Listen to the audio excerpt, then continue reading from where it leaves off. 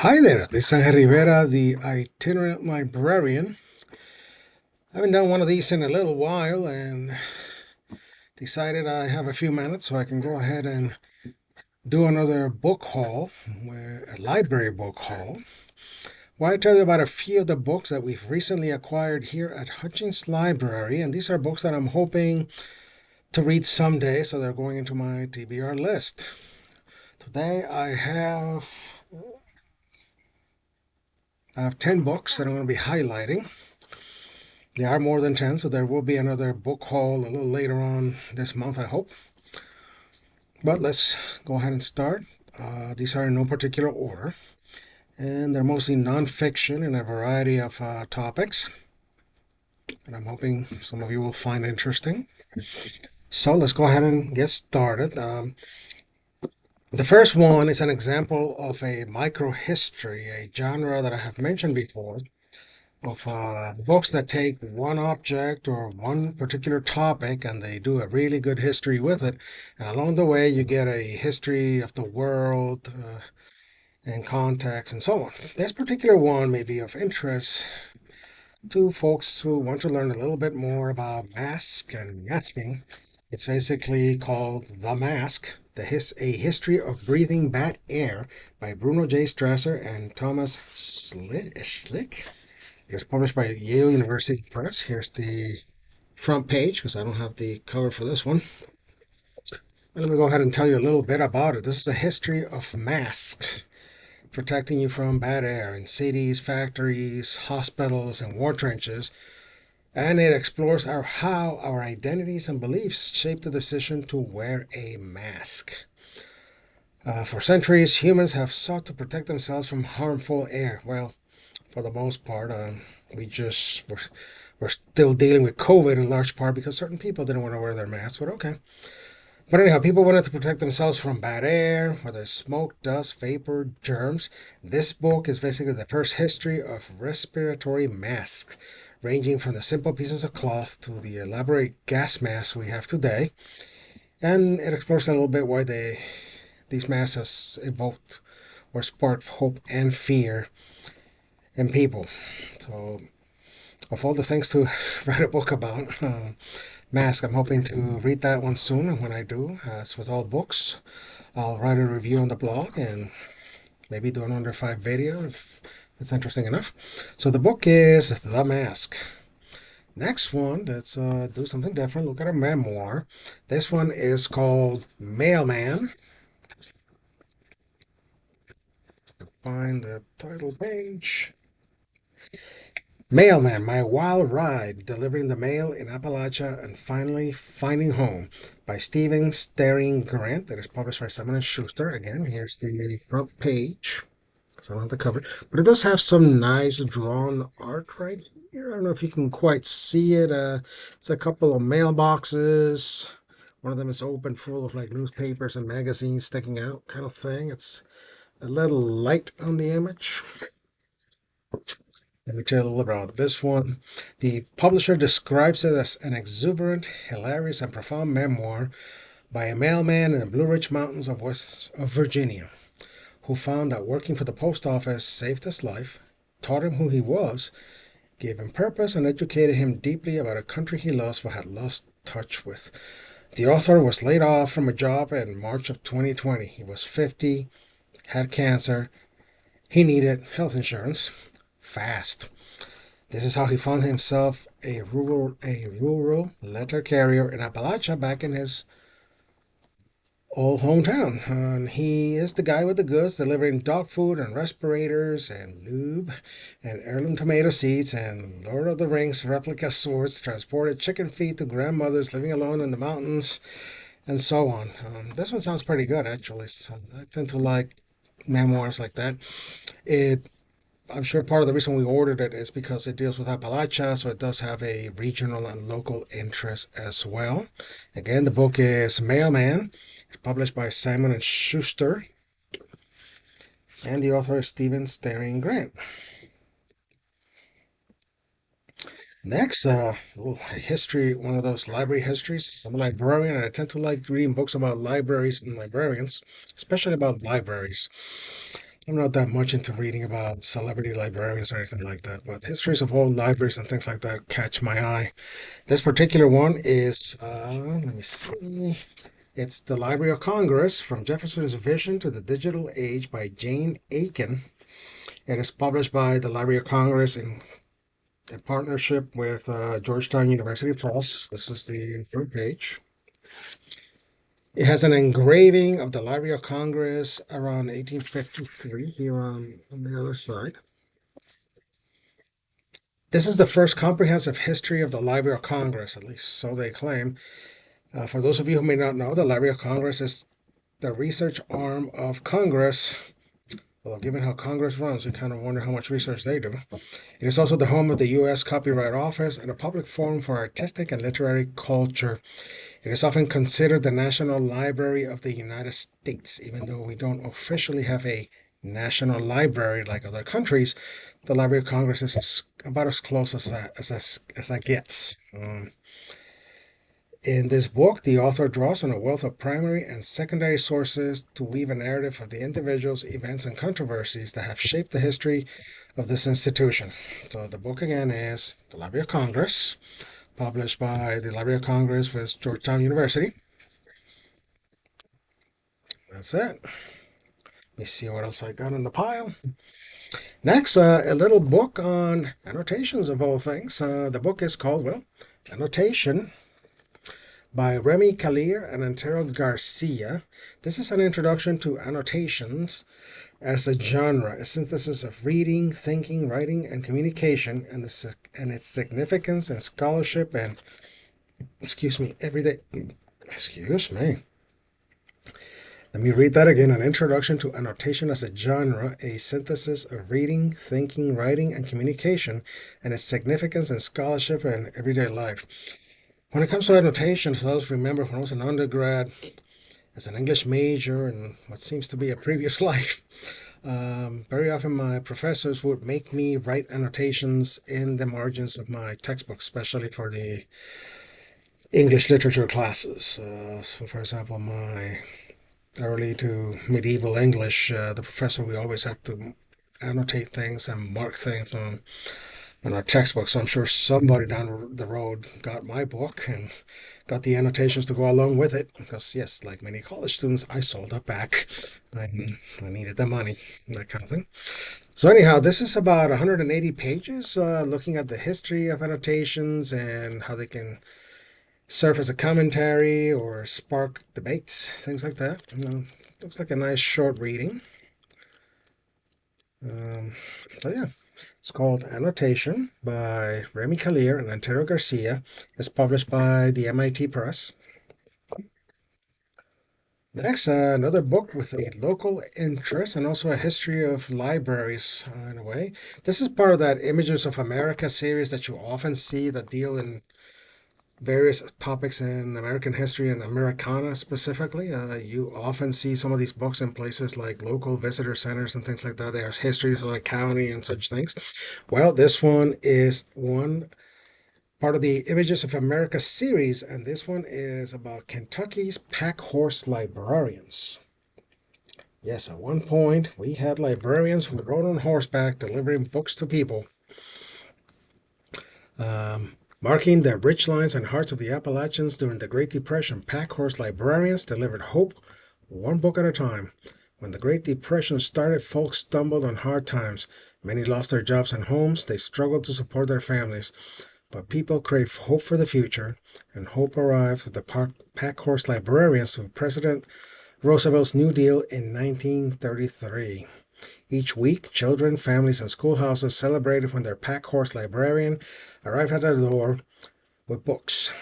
This is the book, Kentucky's Packhorse Librarians. It is by Nikki Jacobsmeyer, published by Arcadia Publishing. I have to admit, there's a little bit of romantic image and riding a horse and delivering books in the middle of nowhere. You know,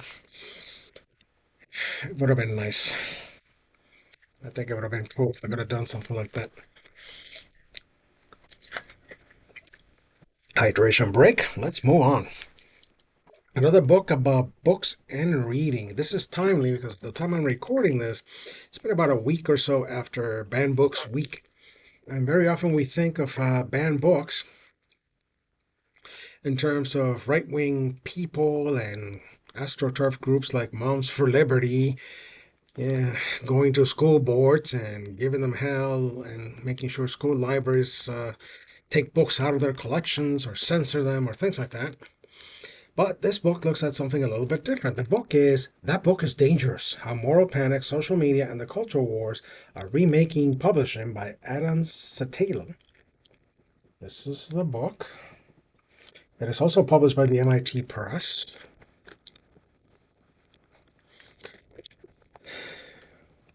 And let me see. In this book, the author investigates how well intentioned, I do question the well intentioned part, but okay. How well intentioned and often successful efforts to diversify American literature have also produced serious problems for literary freedom. Okay, so I do question I appreciate diversifying, and I think yes, that is well intentioned. However, the censors, not so much. Although progressives are correct to be focused on right wing attempts at legislative censorship, the author argues for attention to the ways that the left wing censorship controls speech within the publishing industry itself. Unlike the right, where, as I said, they show up to school boards and, school libraries and things like that, the left wing has a more subtle approach. They just pressure publishers on their side. So they do social media campaigns, they do things like review bombings on places like Goodreads, all to get authors to either remove their book from publication or get the publisher to just say, no, we're not publishing it because, whatever offense of the day you get. So yes, it's not just the right wing that does the censorship, and I figure this is timely given that we just got past Banned Books Week. So I'll let you know how this one turns out because I don't think this is something that gets talked about very often outside of some circles in social media. Anyhow, the book is again That Book is Dangerous by Adam Satala, also published by the MIT Press. Next, something a little bit different. This is called The Warehouse, a visual primer on mass incarceration. We always have at least one class that teaches about mass incarceration at some point, so I figured this book will be helpful. This is the cover of The Warehouse by James Kilgore and Vic Liu, and it's literally it's kind of like a visual guide with infographics. It's a very visual book. Let me see if I can show a page or two. Um, Let me see if I can find something as an example. So, for example, here's a timeline of from arrest to sentencing, what can happen to people.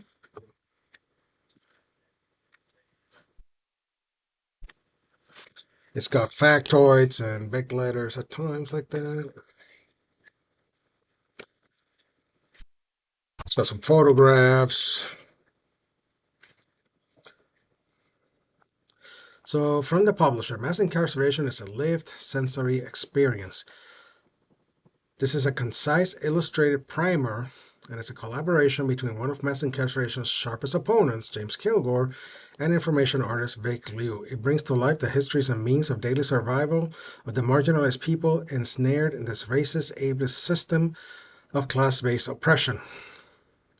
So if you like your books with a bit more of a visual element and you want to learn more about mass incarceration and its impact on society, The Warehouse may be the book for you. This one is published by PM Press. Given that it's kind of not too heavy on text, I hope that I can read this sooner rather than later. I got 3 more to go. Next one, a little LGBT reading. The book is The Rainbow Ain't Never Been Enough on the Myth of LGBTQ plus Solidarity by Kayla Adia Story. There it is. This is published by Beacon Press. And a little bit from the description, the pride flag, the rainbow flag, right, exists as a beautiful celebration of the plethora of identities within queer and trans communities. But sometimes that rainbow doesn't cover us all. The author argues that to be queer is to be political, and the carefully glittered facade of solidarity and the Pride movement veils dangerous neoliberal ideals of apolitical queer embodiment. The rainbow as a symbol of communal solidarity is a hollow offering when cis white LGBTQ plus people refuse to opt out of divesting from white supremacy, misogyny, and transphobia. This book fills a necessary gap in our understanding of how racism, transphobia, sexism, and anti-blackness operate in spaces assumed to be inclusive. That does sound interesting. I think I might learn a thing or two from this. The book is The Rainbow Ain't Never Been Enough on the Myth of LGBTQ plus Solidarity by Kayla Adia Story. It is published again by Beacon Press. This might probably be a good selection to put out during Pride Month and things like that. Two more to go.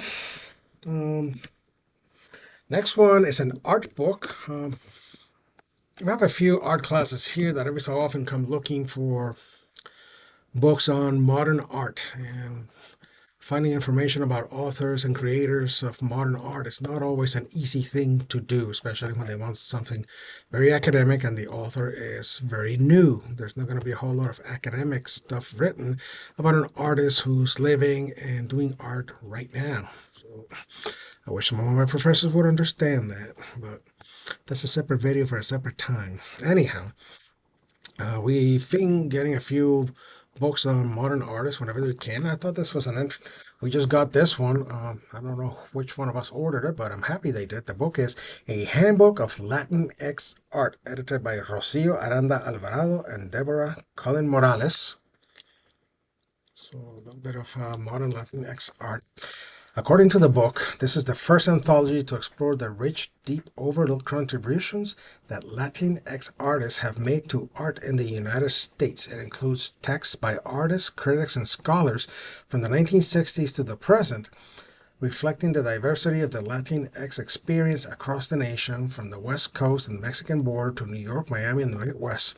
It features essential writings by Mexican American, Puerto Rican, Cuban American, Dominican American, and Central American artists to highlight how visionaries of diverse immigrant groups negotiate issues of participation and belonging, material, style, and community in their own voices. The book is it's a collection of essays. It's got 1, 2, 3, 4, 5, 6 parts with a variety of essays by various authors. So yeah, then it's got a few color art plates on it. For a little example there. Very nice. But this might be helpful to some of the classes we have dealing with modern artists. Again, the book is A Handbook of Latinx Art. It is published by the head publisher, the University of California Press. There it is. And last but not least this time, let's go with something a little woo-woo. Actually, academic woo-woo. The book is The Witch Studies Reader. I know it's kind of a dark. This is another collection of essays. Subject, it is classified under gender studies. Let's see what it says. This book brings together a diverse group of scholars, practitioners, and scholar practitioners who examine witchcraft from a critical, decolonial, feminist perspective that decenters Europe and departs from exoticizing and pathologizing writing on witchcraft in the global South. The authors show how witches are keepers of suppressed knowledges, builders of new futures, exemplars of praxis, and theorists in their own right. Throughout, they account for the vastly different national, political, economic, and cultural context in which the witch, quote unquote, is currently being claimed and repudiated. It offers a path-breaking transnational feminist examination of witches and witchcraft that upends white supremacist, colonial, patriarchal knowledge regimes. This volume brings into being the interdisciplinary field of feminist witch studies. I'll be honest, I did not know there was a thing as Feminist Witch Studies, I guess. I know now. The book is a collection of academic essays. It's got, let me see, 1, 2, 3, 4, 5, 6 big parts, and then it's got essays underneath each part with topics like the colonial encounter, lineages of healing, killing the witch, art, aesthetics, and cultural production, protest and reclaiming, and witch epistemologies. I'll be honest, this may be a little bit more academic than what I usually read when it comes to my esoterica, but I'll give it a go. Like some of the larger anthologies, I'll be honest, I'm probably going to pick out the essays that I find interesting and read those first, and just read enough so I can review the book as a whole. There's a chapter I'm seeing here, chapter 7. Some decks may be stacked against us, but this deck is ours. Justice Center Tarot in and against the New Age. Naturally, an essay dealing with tarot is something I'm going to definitely read.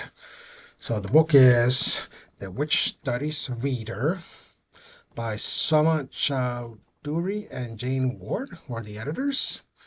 This is published by Duke University Press. So if you want to do a little bit of reading and deep study of witchcraft from a more academic, modern, feminist perspective, the Witch Studies Reader may be for you. And that's it. 10 new books that we have recently acquired here at Hutchins Library, Berea College, that I am hoping to read personally down the road. If I do, you'll get a review on my blog, and if it's interesting enough, I may do an under 5 review for it too here on the channel. If you hung out with me this long, thank you. I really appreciate it. Hope you like what you're watching, and if you do, give it the thumbs up. If you want to see more, please feel free to subscribe. In the words of Walter Mercado, mucha paz, mucho amor. Thank you, and bye-bye.